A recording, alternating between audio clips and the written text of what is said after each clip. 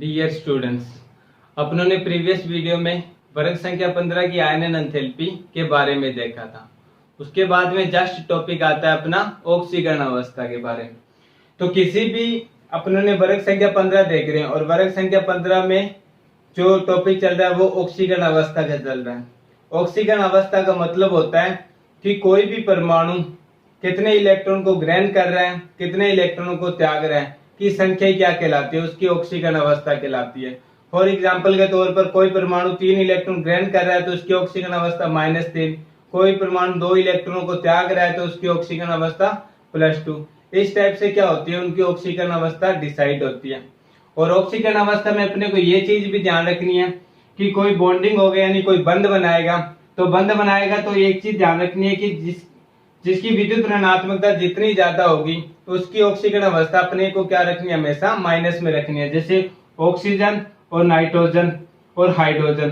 तो हाइड्रोजन क्या होता है कि नाइट्रोजन से कम विद्युत ऋणी होता है, तो इसकी ऑक्सीकरण अवस्था अगर कोई यौगिक जैसे NH3 दे दिया आपको, तो H के अंदर इसकी ऑक्सीकरण अवस्था, हाइड्रोजन की ऑक्सीकरण अवस्था अपने को क्या माननी है, +1 माननी है। +1 मान के नाइट्रोजन की जो ऑक्सीकरण अवस्था निकल के आएगी वो क्या निकल के आएगी, फिर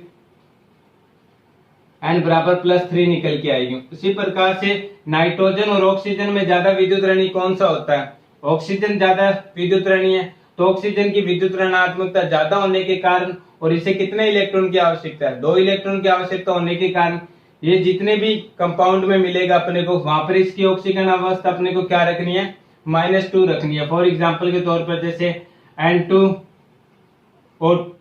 O2 बना लिया अपनों ने, N2O3 बना लिया, जैसे कोई नाइट्रोजन का यौगिक बना लिया। यहाँ पर ऑक्सीजन है और नाइट्रोजन है। ऑक्सीजन और नाइट्रोजन में विद्युत ऋणात्मकता ऑक्सीजन की ज्यादा है, ज्यादा होने के कारण इसको क्या रखेंगे, अपने नेगेटिव इसकी ऑक्सीकरण अवस्था रखेंगे। कितने इलेक्ट्रॉन की आवश्यकता होती है ऑक्सीजन को अपने लास्ट वाले ऑर्बिटल में 8 इलेक्ट्रॉन पूरे करने के लिए, 2 इलेक्ट्रॉन की, तो ये क्या करेगा, -2 ऑक्सीकरण अवस्था दिखाएगा। 3 जुड़े हुए हैं तो 2 इंटू क्या हो जाएगा, -3। नाइट्रोजन कितने हैं, 2 है अपने पास, तो 2N ले लिया अपनों ने, प्लस बराबर 0। तो नाइट्रोजन की ऑक्सीकरण अवस्था यहाँ से कितनी निकल के आती है, +6। तो नाइट्रोजन की ऑक्सीकरण अवस्था निकल के आती है +3। तो ये चीज ध्यान रखना, जिसकी जितनी ज्यादा विद्युत ऋणात्मकता होगी उसे जितने इलेक्ट्रॉन चाहिए उतनी उसकी क्या कर देनी है, किसी कंपाउंड के अंदर ऑक्सीकरण अवस्था लिख देनी है। और दूसरे एलिमेंट्स की ऑक्सीकरण अवस्था अपने को क्या कर लेनी है, फाइंड कर लेनी। तो वर्ग संख्या 15 की ऑक्सीकरण अवस्था के बारे में बात कर रहे हैं। तो अपने को पता है कि वर्ग संख्या 15 होता है, वर्ग संख्या 15 का सामान्य इलेक्ट्रॉनीय विन्यास क्या होता है। तो जब अपने वर्ग संख्या 15 का सामान्य इलेक्ट्रॉनीय विन्यास देखते हैं तो क्या निकल के आता है, NH2 NP3 आता है। यही इलेक्ट्रॉनीय विन्यास निकल के आता है, अपने को पता है, अपनों ने देखा था। तो ये क्या कर सकता है, वर्ग संख्या 15 अपने लास्ट वाले ऑर्बिटल को, जो उसके यानी जो लास्ट वाला ऑर्बिटल होगा उसके पास में जो उत्कृष्ट गैस आएगी, जैसे नाइट्रोजन के पास कौन सी उत्कृष्ट गैस आती है, नियोन आती है। उसी प्रकार से फास्फोरस के पास आर्गन। इस प्रकार के जो उत्कृष्ट गैस आती है उनके इलेक्ट्रॉनीय विनाश की तरह इलेक्ट्रॉनीय विनाश करने के लिए ये क्या कर सकते हैं, 3 इलेक्ट्रॉन को ग्रहण कर सकते हैं। क्योंकि 3 इलेक्ट्रॉन को ग्रहण करते ही इनका क्या हो जाएगा, जो इनका इलेक्ट्रॉनीय विनाश है वो किनके समान हो जाएगा, उत्कृष्ट गैस के समान हो जाएगा। क्योंकि अपने को पता है कि उत्कृष्ट गैस का इलेक्ट्रॉनीय विनाश क्या होता है, NH2NP6 होता है। तो एक ये क्या कर सकते हैं, -3 इलेक्ट्रॉन को ग्रहण कर सकते हैं, पहली कंडीशन। तो दूसरी ये क्या कर सकते हैं, अपने लास्ट वाले पूरा ऑर्बिटल से जितने भी इलेक्ट्रॉन है वो क्या कर सकते हैं, त्याग सकते हैं। जैसे 2 और 3 5 इलेक्ट्रॉन को क्या कर सकते हैं, ये त्याग सकते हैं, +y। फिर सेकेंड इनकी ऑक्सीकरण अवस्था ये भी आती है कि NH2 को वैसे का वैसा ही रख लेंगे और Np के इलेक्ट्रॉन को क्या कर देंगे, त्याग देंगे। इसका रीजन ये भी अपनों ने देखा था, NH2 के इलेक्ट्रॉन्स कहीं कहीं पर क्या नहीं करते, बंध में भाग नहीं लेते, अक्रिय युग्म प्रभाव के कारण। वो आपको आगे जस्ट इसकी टॉपिक आएगा वो बताऊंगा आपको कि अक्रिय युग्म प्रभाव क्या होता है। तो अक्रिय युग्म प्रभाव के कारण इनकी ऑक्सीकरण अवस्था क्या हो सकती है, +3 भी हो सकती है। तो वर्ग संख्या 15 की जो सामान्य ऑक्सीकरण अवस्था निकल के आती है वो क्या निकल के आती है, -3 निकल के आ सकती है, +3 और +5 इनकी क्या हो सकती है, ऑक्सीकरण अवस्था हो सकती है। 3 इलेक्ट्रॉन ग्रहण कर सकते हैं उत्कृष्ट गैस की तरह इलेक्ट्रॉनीय विन्यास प्राप्त करने के लिए, 5 इलेक्ट्रॉन को त्याग सकते हैं, किसके लिए, उत्कृष्ट गैस की तरह इलेक्ट्रॉनीय विन्यास प्राप्त करने के लिए। फिर 3 इलेक्ट्रॉन को भी क्या कर सकते हैं, वो त्याग सकते हैं। 3 इलेक्ट्रॉन को क्यों त्याग सकते हैं, क्योंकि s ऑर्बिटल के जो इलेक्ट्रॉन्स होंगे वो बंध में भाग नहीं लेंगे। नहीं लेने के कारण ये कितने इलेक्ट्रॉन को त्याग सकते हैं, सिर्फ 3 इलेक्ट्रॉन को त्याग सकते हैं। तो इसलिए इनकी जो वर्ग संख्या 15 है, वर्ग संख्या 15 की जो सामान्य ऑक्सीजन अवस्था निकल के आती है वो क्या निकल के आती है, -3 + 5 + 3 निकल के आती है।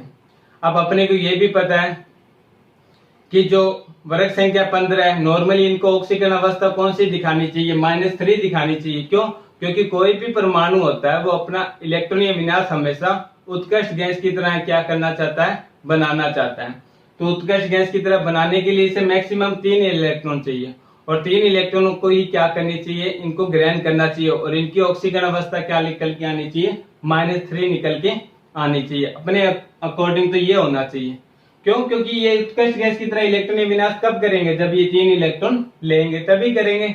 लेकिन ऐसा होता नहीं। रीजन क्यों, क्योंकि 3 इलेक्ट्रॉन को लेने के लिए क्या चाहिए अपने को, 3 इलेक्ट्रॉन तब एक्सेप्ट कर सकता है जब उन इलेक्ट्रॉनों पर नाभिक का आकर्षण क्या हो, जाता हो। यानी अपने ने 3 इलेक्ट्रॉन ऐड किए हैं, तो वो 3 इलेक्ट्रॉन ऐड किए हैं तो उन पर नाभिक का अट्रैक्शन होना चाहिए, तभी वो क्या कर सकता है, 3 इलेक्ट्रॉन को एक्सेप्ट कर सकता है। और 3 इलेक्ट्रॉनों को अपने को पता है कि ऐड करने के लिए इलेक्ट्रॉन लब्धि का मान भी क्या होगा, ज्यादा होगा। मतलब आयनन एंथैल्पी भी क्या हो, ऊर्जा भी क्या लगेगी, ज्यादा लगेगी। जिसका जितना छोटा आकार होगा वो उतनी आसानी से क्या कर लेगा, 3 इलेक्ट्रॉन को ग्रहण कर लेगा। क्यों, क्योंकि अपने को पता है कि छोटे आकार पर क्या होता है, नाभिक का आकर्षण इलेक्ट्रॉनों पर ज्यादा होता है। और जब अपने 3 इलेक्ट्रॉन ऐड करेंगे तो नाभिक का आकर्षण ज्यादा होने के कारण उन इलेक्ट्रॉनों पर, जिन इलेक्ट्रॉनों को अपनों ने ऐड किया उन पर भी क्या हो जाएगा, नाभिक का आकर्षण आ जाएगा, जिसके कारण वो क्या कर लेंगे, -3 ऑक्सीजन अवस्था दिखा देंगे।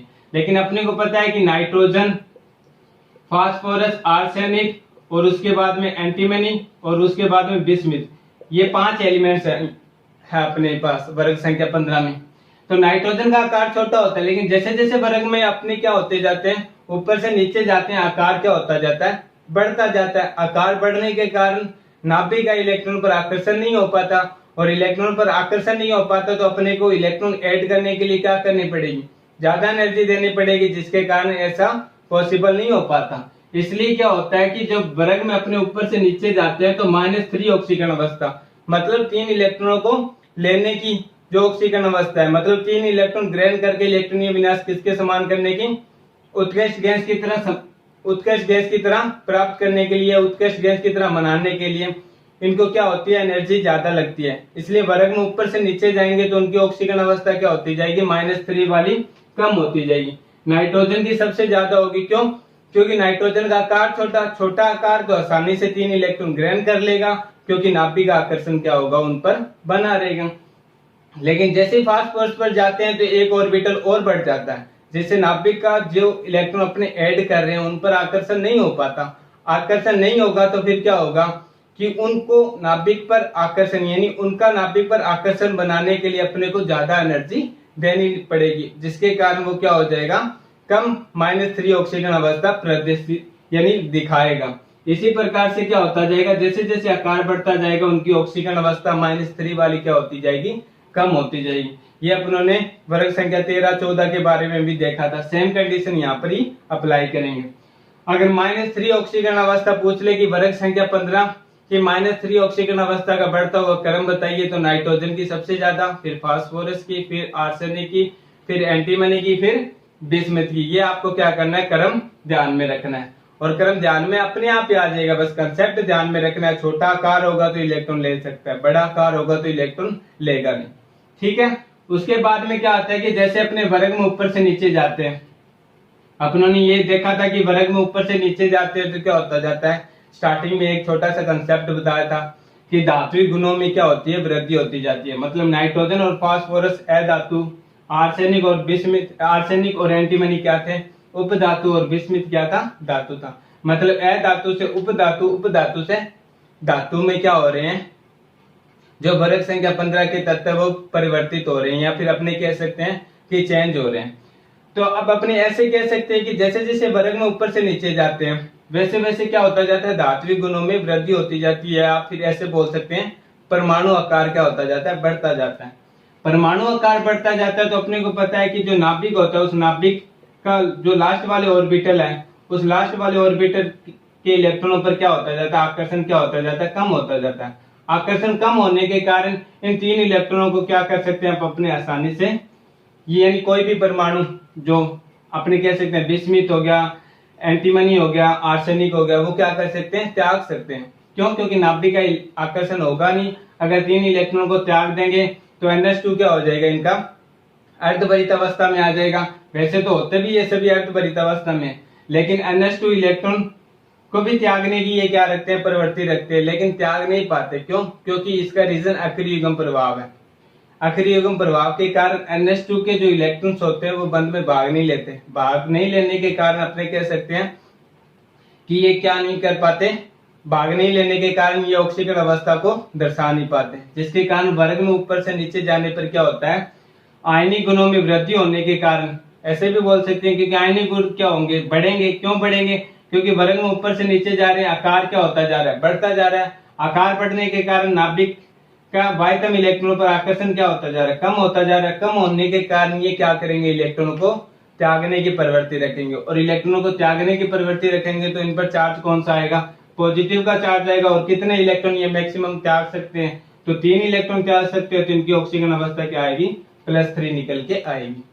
अब आपसे पूछ ले कि वर्ग संख्या 15 की +3 ऑक्सीकरण अवस्था का बढ़ता हुआ क्रम लिखिए, तो बिस्मिथ सबसे ज्यादा दिखाएगा। क्यों? क्योंकि इसका सबसे बड़ा आकार होगा। सबसे बड़ा आकार होने के कारण ये क्या करेगा, आसानी से 3 इलेक्ट्रॉन त्याग देगा। या फिर ऐसे भी बोल सकते हैं कि वर्ग संख्या 15 के अंदर सबसे ज्यादा आयनिक यौगिक बनाने की प्रवृत्ति किस तत्व की होती है, तो वो बिस्मिथ की होती है। बड़ा आकार के कारण नाभिक का बाह्यतम इलेक्ट्रॉन पर आकर्षण नहीं होता, नहीं होने के कारण ये धातु है, धातु का गुण होता है इलेक्ट्रॉन को त्यागना। तो बिस्मिथ क्या कर सकता है, 3 इलेक्ट्रॉनों को त्याग सकता है। त्यागने के कारण इसकी ऑक्सीकरण अवस्था कौन सी निकल के आती है, +3 निकल के आती है। और +3 निकल के आती है तो बिस्मिथ में ये गुण ज्यादा होने के कारण +3 ऑक्सीकरण अवस्था दिखाने की प्रवृत्ति किसकी सबसे ज्यादा होगी, बिस्मिथ की होगी। उसके बाद में एंटीमनी की होगी, फिर आर्सेनिक की होगी, फिर फास्फोरस की होगी, फिर नाइट्रोजन की होगी। नाइट्रोजन की तो न के बराबर होगी। न के बराबर का मतलब कि ये इलेक्ट्रॉनों को त्यागने की प्रवृत्ति नहीं रखेगा। ऑक्सीकरण अवस्था देखेंगे तो नाइट्रोजन भी कई यौगिकों में +3 ऑक्सीकरण अवस्था दिखाएगा, -3 ऑक्सीकरण अवस्था दिखाएगा, +1 ऑक्सीकरण अवस्था दिखाएगा, +2 ऑक्सीकरण अवस्था दिखाएगा। लेकिन वो किस प्रकार की ऑक्सीकरण अवस्था दिखाएगा, सहसंयोजक बंध की बात कर रहे हैं, अपने सहसंयोजक बंधों में दिखाएगा। लेकिन जो बिस्मिथ होगा वो बिस्मिथ अपने कह सकते हैं कि डायरेक्ट क्या कर सकता है, एक आयनिक यौगिक बना सकता है। जैसे BiF3 हो गया, तो ये Bi+3 बना सकता है और फ्लोरीन को क्या कर सकता है, 3 इलेक्ट्रॉन दे सकता है। क्यों? क्योंकि फ्लोरीन क्या है, सबसे छोटा आकार है, ये इलेक्ट्रॉन ले सकता है। और बिस्मिथ क्या है, सबसे बड़ा आकार है, और बड़ा आकार होने के कारण ये इलेक्ट्रॉन दे सकता है। अपन ने फायंस का नियम भी पढ़ा था। फायंस के नियम में भी ये कंडीशन था कि जैसे जैसे क्या होता जाता है, केंद्रीय परमाणु का आकार बढ़ता जाता है और उसके पास वाले परमाणु का आकार क्या होता जाता है, छोटा होता जाता है, तो यौगिक में आयनिक गुणों में वृद्धि होती जाती है। बिस्मिथ का आकार सबसे ज्यादा है और फ्लोरीन का आकार सबसे छोटा है, जिसके कारण अपने कह सकते हैं कि BiF3 क्या है, एक आयनिक यौगिक है। और ऐसे ऐसे क्या होते जाएंगे, जैसे अपने कह सकते हैं BiF3, उसके बाद में AsF3, उसके बाद में PF3, उसके बाद में यानी सॉरी यहाँ पर एंटीमनी लगा लेना, एंटीमनी के साथ में Sb, फिर उसके बाद में As आर्सेनिक फ्लोराइड हो गया, उसके बाद में फास्फोरस फ्लोराइड हो गया, उसके बाद में नाइट्रोजन फ्लोराइड हो गया। ये क्या होगा, इनका क्रम होगा, आयनिक गुणों का क्रम होगा। सबसे ज्यादा आयनिक यौगिक कौन सा होगा, तो बिस्मिथ फ्लोराइड होगा। क्यों? क्योंकि बड़ा आकार बिस्मिथ का है और फ्लोरीन का आकार सबसे छोटा है। केंद्रीय परमाणु कौन सा है, बिस्मिथ है, और उसके पास वाले परमाणु कौन से हैं, तो फ्लोरीन है। अपनों ने ये कंडीशन देखी थी 11th क्लास के अंदर। उसी प्रकार से Sb यानी एंटीमनी का क्या होता जा रहा है, आकार कम होता जा रहा है। आकार कम हो रहा है तो मतलब उसकी सहसंयोजक गुणों में क्या हो रही है, वृद्धि होती जा रही है। नाइट्रोजन का आकार सबसे छोटा हो रहा है, सबसे छोटा होने के कारण अपने कह सकते हैं कि इसकी सहसंयोजक गुण की प्रवृत्ति ज्यादा होती है। ज्यादा होने के कारण NF3 क्या करेगा, इलेक्ट्रॉन ग्रहण करने की प्रवृत्ति रखेगा, जबकि BiF3 क्या होगा, इलेक्ट्रॉन त्यागने की प्रवृत्ति रखेगा। तो सिंपल सा कंसेप्ट इतना सा ध्यान रखना है। वैसे तो आयनिक गुणों में नहीं पजल होना, अपने को ये चीज देखना है कि वर्ग में ऊपर से नीचे जा रहे हैं, आकार बढ़ रहा है, बड़ा आकार होने के कारण ये क्या करते हैं, अपने लास्ट वाले ऑर्बिटल से इलेक्ट्रॉन त्यागने की प्रवृत्ति दिखाते हैं, जिसके कारण अधिकांश यौगिकों में ये कौन सी ऑक्सीकरण अवस्था दिखाते हैं, +3 ऑक्सीकरण अवस्था दिखाते हैं। क्रम पूछेगा तो बिस्मिथ की सबसे ज्यादा, Sb की सबसे कम, आर्सेनिक, फास्फोरस और नाइट्रोजन की सबसे लास्ट में हो जाएगी। ठीक है, उसके बाद में आता है कि इनकी +5 ऑक्सीकरण अवस्था भी दिखाने की प्रवृत्ति होती है। +5 ऑक्सीकन अवस्था नाइट्रोजन तो नहीं दिखाएगा, क्यों? क्योंकि नाइट्रोजन का आकार तो बहुत छोटा होता है और बहुत छोटे आकार में से 5 इलेक्ट्रॉन निकालना न के बराबर है, क्योंकि अपने को पता है कि उन इलेक्ट्रॉनों पर क्या होता है, नाभिक का आकर्षण सबसे ज्यादा होता है। तो अपने जो +5 ऑक्सीकरण अवस्था है वो ओनली किस पर डिस्कस करेंगे, आर्सेनिक पर, एंटीमनी पर और बिस्मिथ पर। इन 3 पर ही क्या करेंगे, अपने डिस्कस करेंगे। नाइट्रोजन और फास्फोरस पर अपने +5 ऑक्सीकरण अवस्था के बारे में डिस्कस नहीं करेंगे। क्यों? क्योंकि नाइट्रोजन और फास्फोरस दोनों का आकार क्या होता है, छोटा होता है। वैसे कंपैरिजन करेंगे तो नाइट्रोजन का सबसे छोटा होगा और फास्फोरस का उससे थोड़ा बड़ा होगा, लेकिन इनकी तुलना में इन दोनों का आकार क्या होता है, छोटा होता है। और अपने को पता है कि छोटे आकार पर क्या होता है कि नाभिक का इलेक्ट्रॉन पर आकर्षण क्या होता है, ज्यादा होता है, और ज्यादा होने के कारण इनको निकालने के लिए, यानी 500 इलेक्ट्रॉनों को निकालने के लिए क्या करनी होगी, ज्यादा एनर्जी लगेगी, जिसके कारण ये क्या नहीं करते, +5 ऑक्सीकरण अवस्था नहीं दर्शाते। +5 ऑक्सीकरण अवस्था क्या नहीं करते, नहीं दर्शाते। वैसे ऑक्सीकरण अवस्था इनकी कंपाउंड में मिल जाएगी अपने को, कहने का मतलब कोई कंपाउंड बनेगा जैसे N2O5, इस कंपाउंड के अंदर अपने कह सकते हैं कि नाइट्रोजन की ऑक्सीकरण अवस्था NF5 है, PF5 है, इसके अंदर इसकी ऑक्सीकरण अवस्था कितनी है, फास्फोरस की, तो P+5 है। लेकिन अपने इलेक्ट्रॉन त्यागने की बात कर रहे हैं, ये तो संयोजक यौगिक बना रहा है, संयोजक यौगिक बनाने के कारण क्या कर रहा है, +5 ऑक्सीकरण अवस्था दिखा रहा है। और यहाँ पर ये क्या कर सकते हैं, इलेक्ट्रॉन त्यागने की प्रवृत्ति भी क्या करते हैं, दिखाते हैं। त्यागने के कारण कौन सा यौगिक बनाने की कोशिश करते हैं, आयनिक यौगिक बनाने की कोशिश करते हैं। हालांकि ऐसे कोई कंपाउंड अपने को प्रेजेंट नहीं है, लेकिन वैसे भी अपने देखें तो इस प्रकार के यौगिक मिल जाते हैं। Sb+5 बन जाएगा और ये 5F- इस प्रकार के आयनिक यौगिक बना सकते हैं। इस प्रकार के ऑक्सीकरण अवस्था के बारे में क्या कर रहा हूं, मैं डिस्कस कर रहा हूं। संयोजक यौगिकों में तो ये क्या कर सकते हैं, ऑक्सीकरण अवस्था दिखा सकते हैं। वैसे बात कर रहा हूं कि मैं ऑर्बिटल से 5 इलेक्ट्रॉन निकाल लूं, यानी जो NH2 NP3 है, इनमें से यानी कि ये तीनों 5 इलेक्ट्रॉन क्या कर दूं, मैं निष्कासित कर लूं। ऐसी कोई कंडीशन अप्लाई हो सकती है क्या?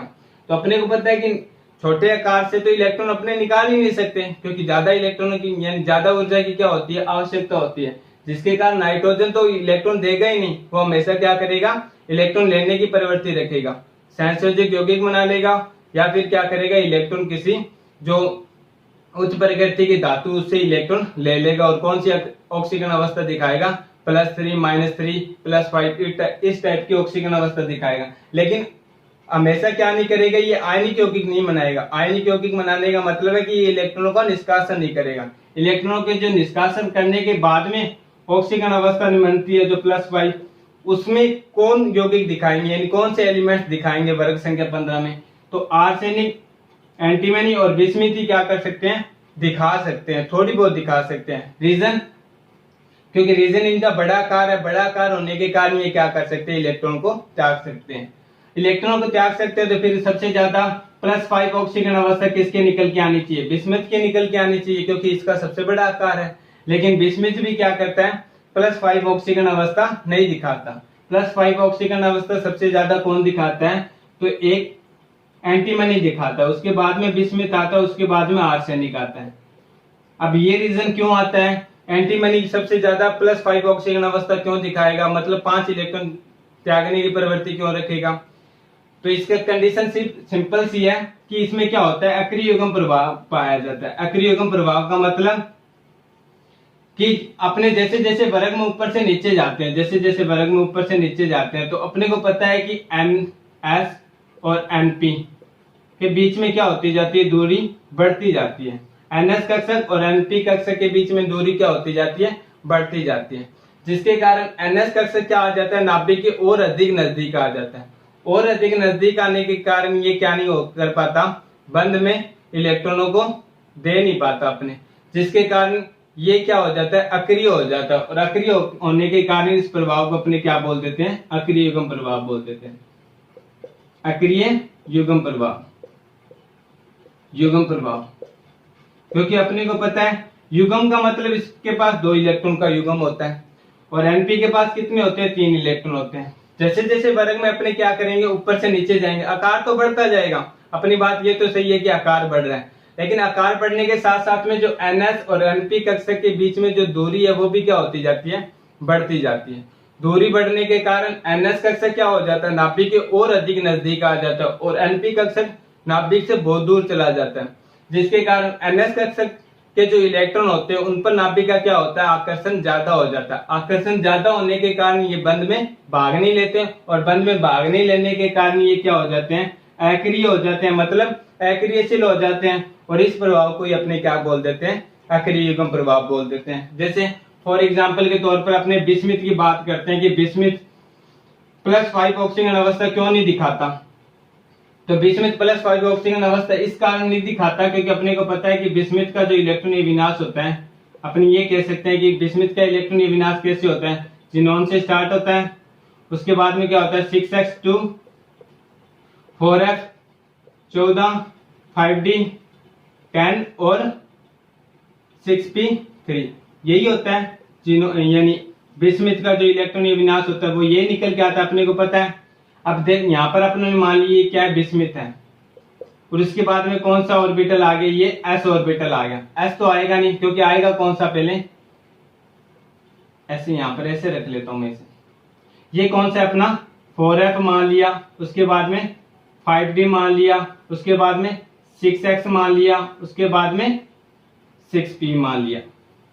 मतलब ये कौन सा है मेरा 6p है, ये मेरा कौन सा है 6x है, ये मेरा कौन सा है 5d है, और ये मेरा कौन सा है 4d है, 4f है। ये इलेक्ट्रॉन है मेरे, ये क्या है, सॉरी कक्षक है। अब अपने को पता है कि पहले इलेक्ट्रॉन किस में भरे जाएंगे, s ऑर्बिटल में भरे जाएंगे। ये 2 इलेक्ट्रॉन मैंने क्या कर दिए, s ऑर्बिटल में भर दिए, 2 इलेक्ट्रॉन मैंने क्या कर दिया, s ऑर्बिटल में भर दिए। अब उसके बाद में होगा क्या, अब s ऑर्बिटल में जैसे इलेक्ट्रॉन बढ़ा, नाभिक आकर्षण इन दोनों इलेक्ट्रॉनों पर क्या हो गया, लागू हो गया। फिर जैसे ही क्या हुआ, f ऑर्बिटल के 14 इलेक्ट्रॉन भरे जाएंगे। f इलेक्ट्रॉन के 14 इलेक्ट्रॉन इस प्रकार से भरे जाएंगे कि उनमें क्या हो कि इलेक्ट्रॉन इलेक्ट्रॉन के बीच में आकर्षण कम हो, और नाभिक और इलेक्ट्रॉन पर आकर्षण क्या हो, ज्यादा हो। तो इस प्रकार से क्या हो जाएंगे, व्यवस्थित हो जाएंगे। कौन से ऑर्बिटल में भर रहे हैं, अपने 4f में भर रहे हैं, सॉरी। तो 4f में जैसे जैसे इलेक्ट्रॉन बढ़ता जाऊंगा मैं, वैसे वैसे उन इलेक्ट्रॉनों का क्या होता जाएगा, यानी जैसे जैसे इलेक्ट्रॉन बढ़ता जा रहा हूं वैसे वैसे क्या होता जाएगा कि नाभिक का इन इलेक्ट्रॉनों पर आकर्षण और बढ़ता जाएगा, और बढ़ता जाएगा। तो ये जो 4f 6x कक्षा के ये और ज्यादा नजदीक आकर क्या हो जाता है, नाभिक के बहुत पास आ जाता है। नाभिक के बहुत पास आने के कारण ये क्या, जैसे 4f में मैंने क्या कर दिया, 14 इलेक्ट्रॉन भर दिए, तो 14 इलेक्ट्रॉन 4f के हो गए, प्लस में 10 इलेक्ट्रॉन किसके हो गए, 3d के हो गए, 10 इलेक्ट्रॉन ये हो गए, मतलब 24 इलेक्ट्रॉन हो गए। 24 इलेक्ट्रॉन के बाद में और कितने कह सकता हूं मैं, 24 इलेक्ट्रॉन का अतिरिक्त नाभिक के आकर्षण बल क्या हो जाता है इन 2 इलेक्ट्रॉनों पर, मतलब 4s इलेक्ट्रॉन पर क्या हो जाता है, बढ़ जाता है। बढ़ने के कारण जो s कक्षक होता है वो और क्या हो जाता है, नाभिक के पास चला आता है। पास चलाने के कारण क्या हो जाता है, इन इलेक्ट्रॉनों पर नाभिक आकर्षण और इतना अधिक हो जाता है कि ये बंध में भाग ही नहीं ले पाते, और p इलेक्ट्रॉन क्या हो जाता है, नाभिक से दूर हो जाता है, क्योंकि इसमें इलेक्ट्रॉन क्या होंगे, सबसे लास्ट में भरे जाएंगे, और सबसे लास्ट में ये भरा जाएगा, और ये जितने में क्या हो जाएगा 6x नाभिक के करीब आ जाएगा। 6x और 6p में क्या हो जाएगा, दूरी का अंतर इतना अधिक हो जाएगा कि 6x तो क्या हो गया, नाभिक के पास चला गया, इसके 2 इलेक्ट्रॉन हो गए, वो क्या हो गए, नाभिक के आकर्षण में इतने अधिक आ गए कि अब इनसे क्या नहीं कर सकते, अपने किसी बंध में भाग नहीं लिया जा सकता इनका, मतलब ये क्या हो गए, निष्क्रिय हो गए। अब इनको निकालने के लिए ज्यादा एनर्जी लगेगी, ज्यादा एनर्जी क्या नहीं कर पाते, ये दे नहीं पाते कोई भी कंपाउंड बनाने के लिए, ये क्या हो जाते हैं, फिर निष्क्रिय हो जाते हैं। निष्क्रिय होने का कारण कि ये नाभिक के क्या हो जाते हैं, और अधिक पास आ जाते हैं। और अधिक पास कैसे आ रहे हैं, और अधिक पास आने का कारण ये है कि सबसे पहले इलेक्ट्रॉन तो 6x में क्या करती है, अपनों ने भरती है, उसके बाद में जब 4f 5d में क्या कर रहे हैं, इलेक्ट्रॉन को भर रहे हैं। जैसे जैसे इनमें इलेक्ट्रॉन बढ़ते जा रहे हैं वैसे वैसे इन जो 2 इलेक्ट्रॉनों पर नाभिक का आकर्षण भी क्या होता जा रहा है, बढ़ता जा रहा है।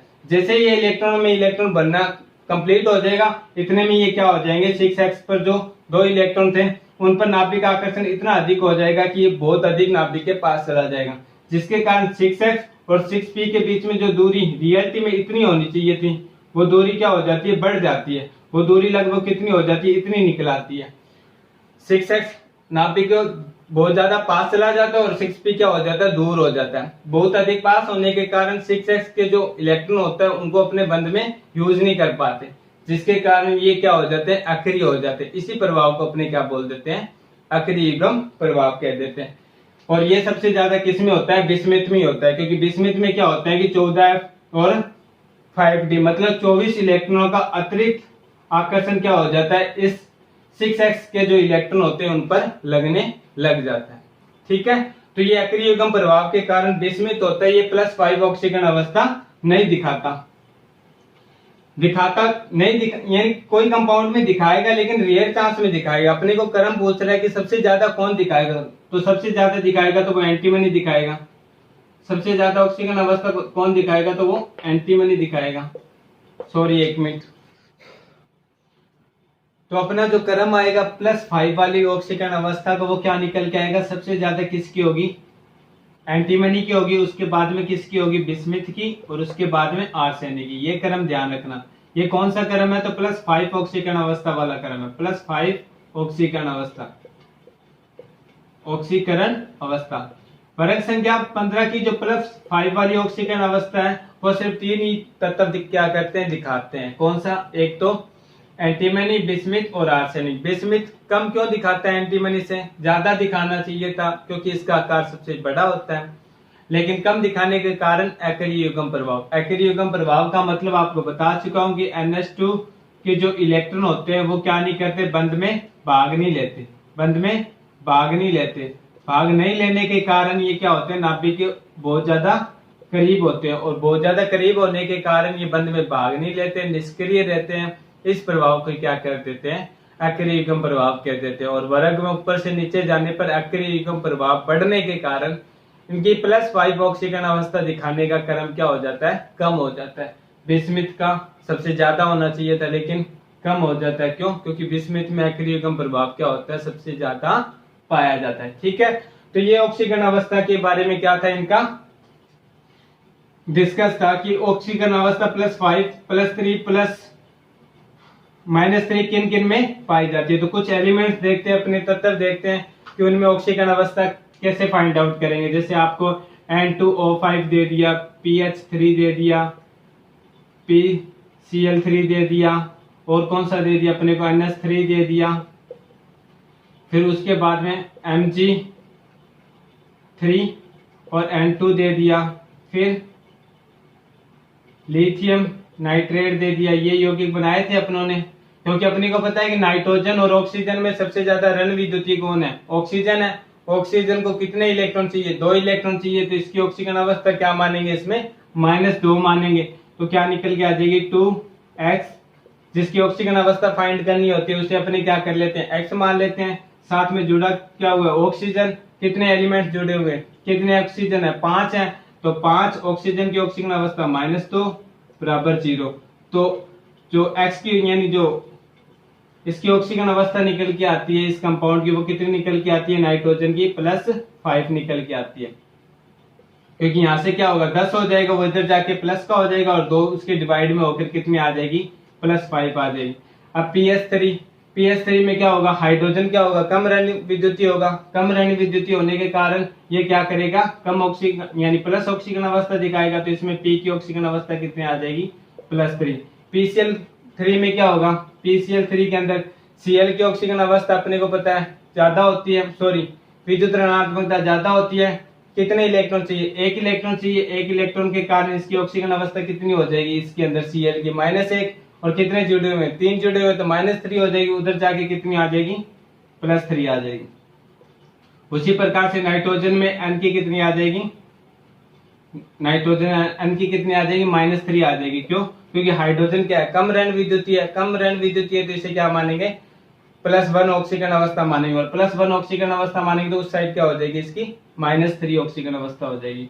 उसी प्रकार से अपने इसकी देखते हैं, मैग्नीशियम की क्या होती है, मैग्नीशियम अपने को पता है कि प्रबल धन विद्युतीय तत्व है, तो ये क्या करेगा, 2 इलेक्ट्रॉनों को त्यागेगा और 6 यानी 3 जुड़े हो तो 2 × 3 कितने हो जाएंगे, 6 हो जाएंगे। तो 6 प्लस के 2 नाइट्रोजन बराबर अपने ऐसे कह सकते हैं 0। तो एन की ऑक्सीजन अवस्था कितनी आ गई, -3 आ गई। इधर लिथियम में भी कितनी आ जाएगी, एन की ऑक्सीजन अवस्था -3 आ जाएगी, क्योंकि लिथियम भी क्या होता है, प्रबल धन विद्युतीय होता है। उसके अलावा और देखते हैं, जैसे NH2OH हो गया, इसके अंदर फाइंड आउट करते हैं। तो H और H कितने होते हैं, 2 और 1 3 हो गए। उसके साथ में ऑक्सीजन जुड़ा हुआ है तो 2 कट जाएंगे, N 1 रह जाएगा, ऑक्सीजन अवस्था कितनी निकल के आ जाएगी, -1।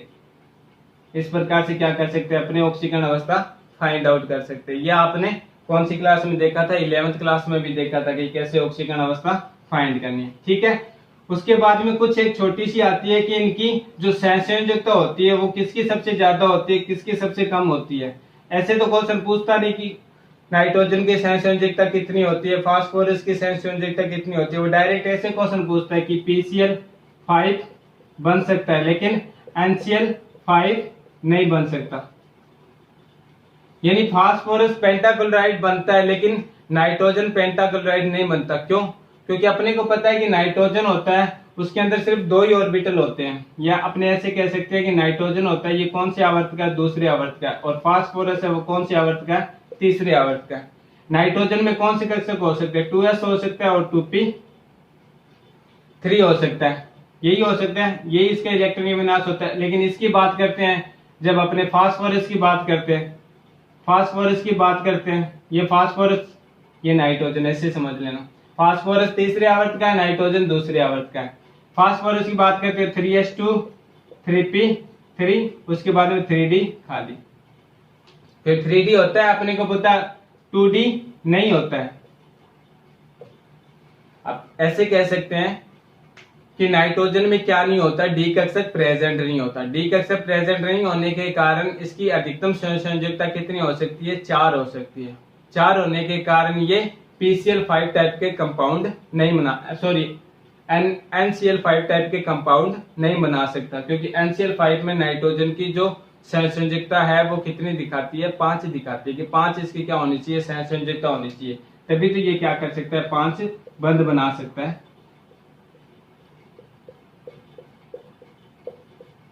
लेकिन अपने को पता है कि नाइट्रोजन कभी भी 5 बॉन्डिंग नहीं बनाता, 5 ऐसे प्रकार से नहीं अटैच हो सकता। नाइट्रोजन मैक्सिमम अपनी सहसंयोजकता का विस्तार 4 तक कर सकता है, 3 pk और 2 sk, सॉरी 3 pk और 1 sk। कैसे कर सकता है, तो अपने को पता है कि इसके बहुत से ऐसे कंपाउंड है जिसके अंदर ये क्या करता है, अपनी 4 ऑक्सीजन यानी 4 सहसंयोजकता अवस्था दर्शाता है। जैसे N डबल बॉन्डिंग O, फिर एक अपने एकाक इलेक्ट्रॉन युग्म क्या कर दिया इसने, साझा कर दिया, फिर एक बंद क्या कर लिया, इसके साथ बना लिया, फिर सेम यहाँ पर क्या किया, नाइट्रोजन डबल बॉन्डिंग O, फिर एक इलेक्ट्रॉन, इस पर चार्ज नेगेटिव, इस पर पॉजिटिव, इस पर पॉजिटिव, इस पर चार्ज नेगेटिव। यहाँ पर अपने देखते हैं 1 2 3, मतलब एक एकाक इलेक्ट्रॉन युग्म इसने क्या कर दिया, दे दिया।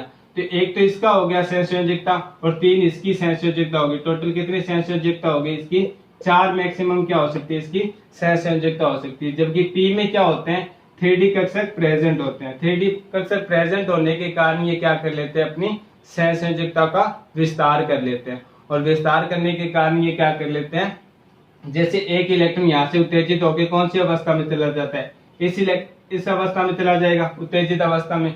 तो एक ये रहा, 3 ये रहे और एक ये रहा, टोटल कितने निकल के आ गए, 5 निकल के आ गए ना। तो 5 ये क्या कर सकते हैं, अपनी सहसंयोजकता या इससे भी अधिक क्या कर सकते हैं, दिखा सकते हैं। नाइट्रोजन NCl5 क्यों नहीं बना सकता, क्योंकि इसमें डी कक्षक नहीं होता, इसकी अधिकतम संयोजकता 4 होती है, जिसके कारण NCl5 नहीं बना सकता। जबकि PCl5 क्या होता है, इसमें डी कक्षक प्रेजेंट होते हैं, डी कक्षक प्रेजेंट होने के कारण ये क्या कर लेता है, PCl5 इस प्रकार की यौगिक बना लेता है, अपनी सहसंयोजकता का क्या कर लेता है, ये विस्तार कर लेता है। ऐसे भी क्वेश्चन दे देता है वो R3N डबल बॉन्डिंग O और R3N, सॉरी यहाँ पर क्या करेगा, P दे देगा और इसके साथ O लगा देगा। तो ध्यान रखना कि R के साथ में 3 जुड़ेंगे, R यहाँ पर एल्केन समूह या कोई भी परमाणु समूह हो सकता है, परमाणु हो सकता है, ठीक है।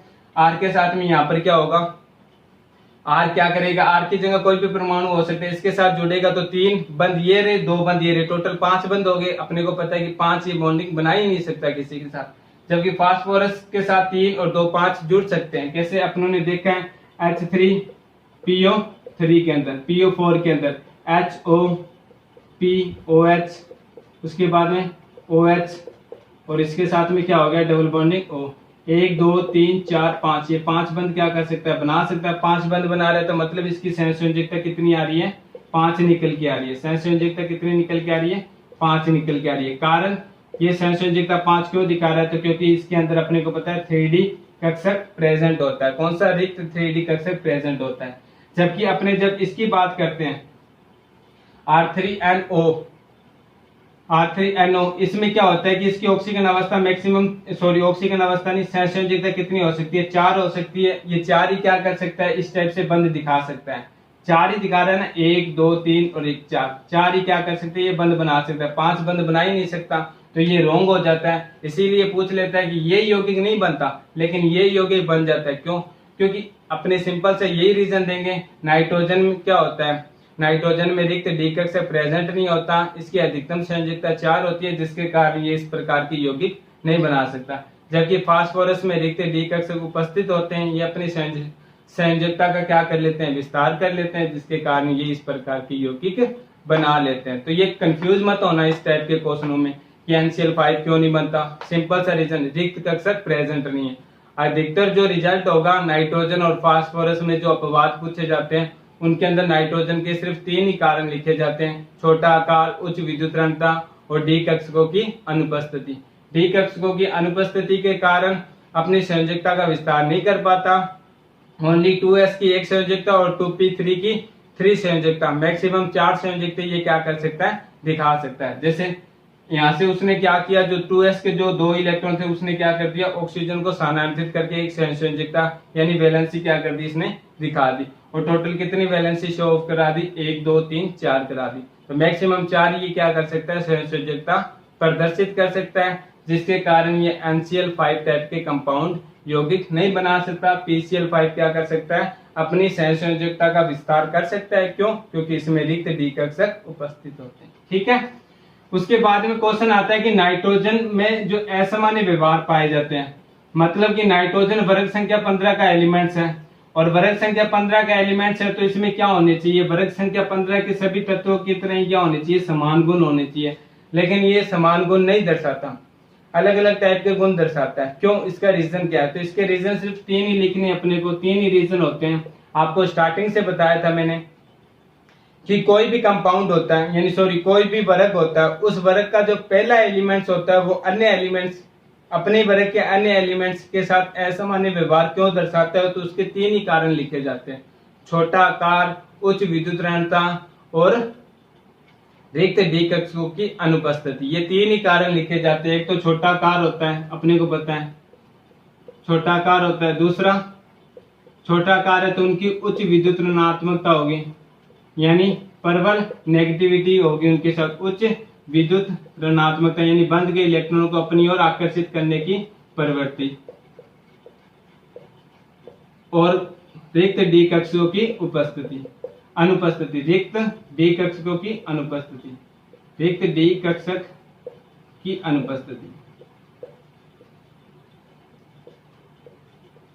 अब जैसे ये नाइट्रोजन से पूछ ले कि नाइट्रोजन ऐसा क्यों नहीं करता, तो मैक्सिमम जो रीजन होंगे इन 3 रीजनों में निकल के आएंगे। जैसे अभी आपको बताया कि NCl5 नहीं बनता, NCl5 नहीं बनता। दूसरा आपको बताया कि R3NO टाइप के कंपाउंड नहीं बनता, तो इसका रीजन यही था कि नाइट्रोजन में क्या होता है, रिक्त डी कक्षक अनुपस्थित होते हैं, जिसके कारण ये मैक्सिमम अपनी क्या कर सकता है, 4 ही ऑक्सीकरण अवस्था दर्शा सकता है, सॉरी सहसंयोजकता अवस्था दर्शा सकता है। उसके बाद में सेकंड इनकी असामान्य व्यवहार, तो अपनों ने देख लिया कि असामान्य व्यवहार का कारण क्या है, तो ये कारण है कि इनका छोटा आकार होता है नाइट्रोजन का क्या होता है, छोटा आकार होता है। छोटा आकार, उच्च विद्युत ऋणात्मकता और डी कक्षकों की अनुपस्थिति के कारण जो नाइट्रोजन होता है वो अपने वर्ग के तत्वों के साथ क्या करता है, असामान्य व्यवहार दर्शाता है। जैसे फॉर एग्जांपल, फर्स्ट नाइट्रोजन होता है वो कमरे के ताप पर क्या होता है, गैस अवस्था में होता है, जबकि अन्य होते हैं वो क्या होते हैं, द्रव अवस्था में होता है। क्यों,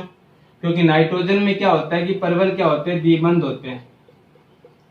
परवल द्विबंध होने के कारण और इनमें जो ध्रुवीय प्रवृत्ति होती है वो क्या होती है, कम होती है। ध्रुवीय प्रवृत्ति न होने के कारण ये क्या होता है, कमरे के ताप पर गैस अवस्था में होता है, और बाकी सभी क्या होते हैं, ठोस अवस्था में होते हैं। जैसे फास्फोरस होता है, वो कौन सी अवस्था में मिलता है, P4 में मिलता है। आर्सेनिक होता है, वो भी क्या होता है, ठोस अवस्था में प्रेजेंट होता है। नाइट्रोजन क्या होता है, ये कमरे के ताप पर गैस अवस्था में रहता है। अपने को पता है कि इन्वायरमेंट के अंदर सबसे ज्यादा गैस कितनी है, तो नाइट्रोजन की है, कितनी, 8% है। इसका रीजन क्या है कि नाइट्रोजन छोटा आकार होने के कारण, उच्च विद्युत ऋणात्मकता होने के कारण ये बहुबंध बनाने की क्या रखता है, प्रवृत्ति रखता है। प्रवृत्ति रखने के कारण ये क्या रहता है, गैसीय अवस्था में रहता है। फिर आता है कि नाइट्रोजन एक द्विपरमाणु गैस होती है, द्विपरमाणु अणु है, क्योंकि ये क्या कर सकता है, N2 बना सकता है। N2 बनाने का रीजन क्या है, इसका छोटा आकार, उच्च विद्युत ऋणात्मकता के कारण ये क्या कर लेता है, अपने ही या अपने के साथ वाले जो अधिक विद्युत ऋणी तत्व होते हैं उनके साथ में क्या कर लेता है, बहुबंध बना लेता है।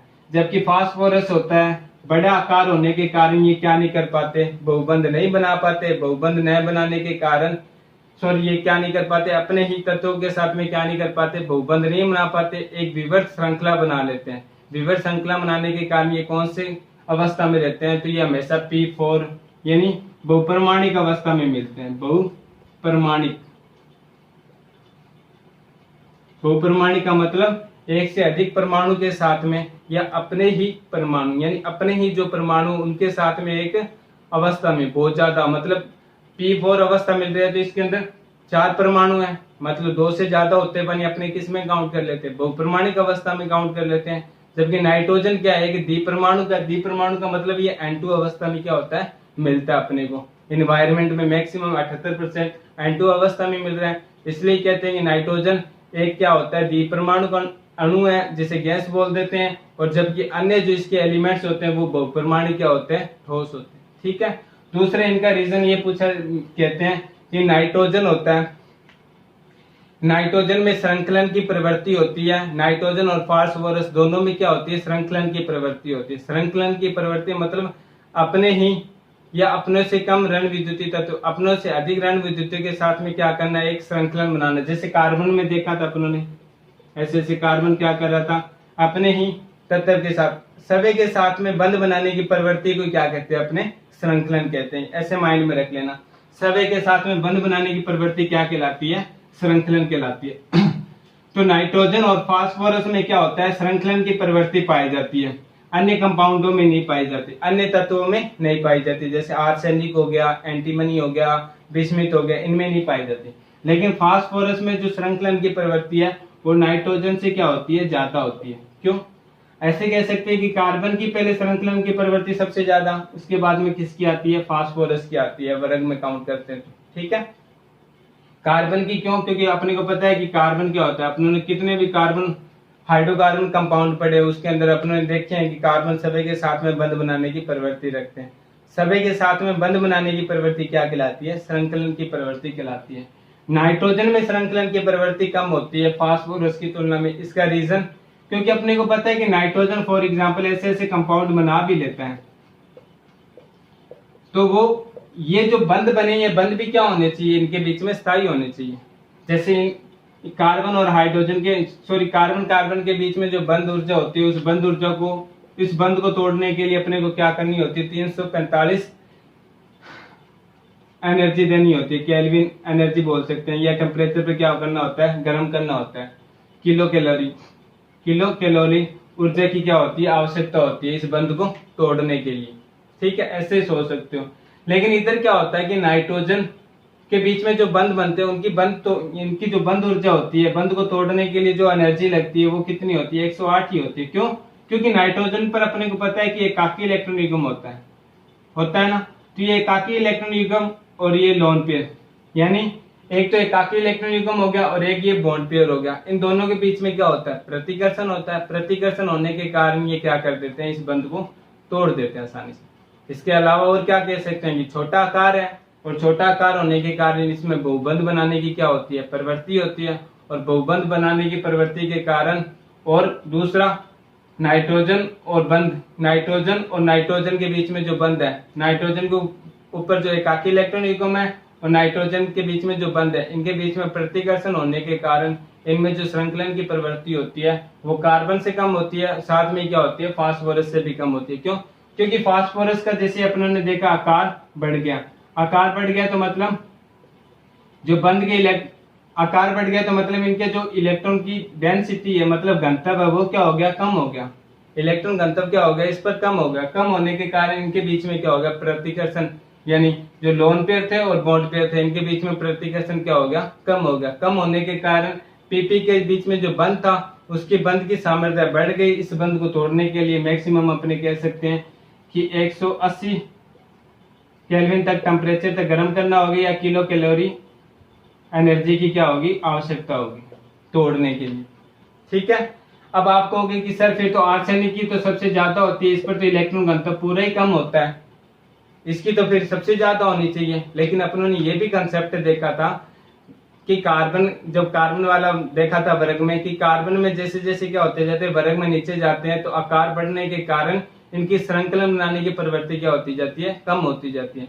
क्यों? क्योंकि आकार बढ़ने के कारण अपने को पता है कि इनके बीच में जो बंध लंबाई होती है वो बंध लंबाई भी बढ़ती है, और बंध लंबाई बढ़ने के कारण अपने को पता है कि बंध सामर्थ्य क्या होती है, कम होती है, जिसके कारण ये बंध क्या हो जाते हैं, आसानी से टूट जाते हैं और ये क्या नहीं कर पाते, खुद के साथ सभी के साथ में बंध नहीं बना पाते। नाइट्रोजन की तो इसलिए कम हो गई थी क्योंकि इसके पास एकाकी इलेक्ट्रॉन युग्म था।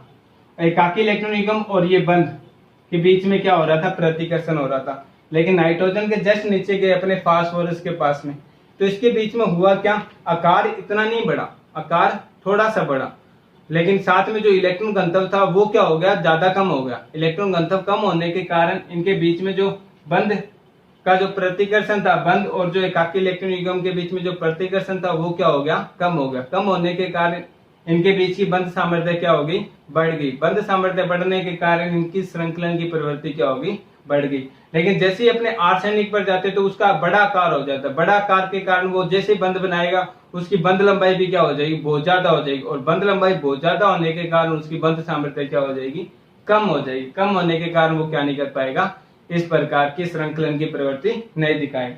तो आपसे श्रृंखलन की प्रवृत्ति पूछ रहे फास्फोरस और नाइट्रोजन में, तो फास्फोरस की श्रृंखलन प्रवृत्ति सबसे ज्यादा बतानी है। क्यों? क्योंकि इसका रीजन इतना ही लिखना है कि नाइट्रोजन में क्या होता है कि जैसे ही सिंगल बॉन्डेड से अपने बंध बना देते हैं तो बंध और नाइट्रोजन पर जो एकाकी इलेक्ट्रॉन युग्म होता है वो क्या होता है, एक दूसरे को प्रतिकर्षित करते हैं, जिसके कारण इसकी बंध सामर्थ्य क्या हो जाती है, कम हो जाती है, और ये क्या नहीं कर पाता, श्रृंखलन बनाने की प्रवृत्ति नहीं दिखा पाता। इसके अतिरिक्त नाइट्रोजन होता है वो भूबंध बनाने की क्या रखता है, प्रवृत्ति रखता है। जबकि दूसरी ओर फास्फोरस क्या होता है, नाइट्रोजन से थोड़ा बड़ा आकार का होता है। आकार की तुलना में इनकी इलेक्ट्रॉन की डेंसिटी यानी जो घनत्व होता है एकाकी इलेक्ट्रॉन युग्म का वो क्या हो जाता है, कम हो जाता है। कम होने के कारण जब वो एकल बंध से जुड़ता है तो एकल बंध से जुड़ने के बाद में लोन पेयर और बॉन्ड पेयर के बीच में जो प्रतिकर्षण होता है वो क्या हो जाता है, कम हो जाता है। कम होने के कारण इनकी बंध सामर्थ्य बढ़ जाती है, और बंध सामर्थ्य बढ़ने के कारण यह नाइट्रोजन से अधिक क्या करता है, श्रृंखलन की प्रवृत्ति दिखाता है। ठीक है, ये एक चीज ध्यान रखना। उसके बाद में नाइट्रोजन और फास्फोरस के, नाइट्रोजन की और असामान्य व्यवहार कौन कौन से हैं, तो नाइट्रोजन क्या करता है, अपने को पता है कि पी पाई बंध बनाता है, डी पाई बंध नहीं बनाता। आपसे कारण पूछेगा नाइट्रोजन डी पाई और पी पाई बंध नहीं बनाता, इसका मतलब क्या है कि डी ऑर्बिटल और पी ऑर्बिटल के बीच में अतिव्यापन होकर जो बंध बनेगा, डी पाई और पी पाई का मतलब है कि डी कक्षक और पी कक्षक आपस में अतिव्यापन करेंगे, अतिव्यापन के फलस्वरूप जो बंध बनेगा। अपने को पता है कि नाइट्रोजन में तो डी कक्षक होता नहीं है, तो ये क्या नहीं कर पाता, डी पाई और पी पाई प्रकार के बंध नहीं बना पाता, और बंध न बनाने के कारण अपने कह सकते हैं कि नाइट्रोजन इस प्रकार का बंध नहीं बनाता। जबकि फास्फोरस, आर्सेनिक, इनमें क्या होते हैं, डी कक्षक उपस्थित होते हैं, और डी कक्षक उपस्थित होने के कारण ये क्या करते हैं, डी पाई और पी पाई तथा पी पाई और पी पाई दोनों प्रकार के क्या करते हैं, बंध बनाते हैं। क्योंकि ये भी क्या करेगा, पी पाई प्रकार के बंध बना सकता है, लेकिन ये डी पाई और पी पाई प्रकार के बंध नहीं बना सकता। डी कक्षक और पी कक्षक आपस में अतिव्यापन करके जो बंध बनाते हैं उसे डी पाई और बी पाई बंध बोल देते हैं। लेकिन अपने को पता है नाइट्रोजन में डी कक्षक होता नहीं है, तो इस प्रकार का बंध नहीं बनता। जबकि फास्फोरस में डी कक्षक होता है और पी कक्षक भी होता है, तो ये डी पाई और पी पाई प्रकार के क्या कर सकते हैं, बंध बना सकते हैं।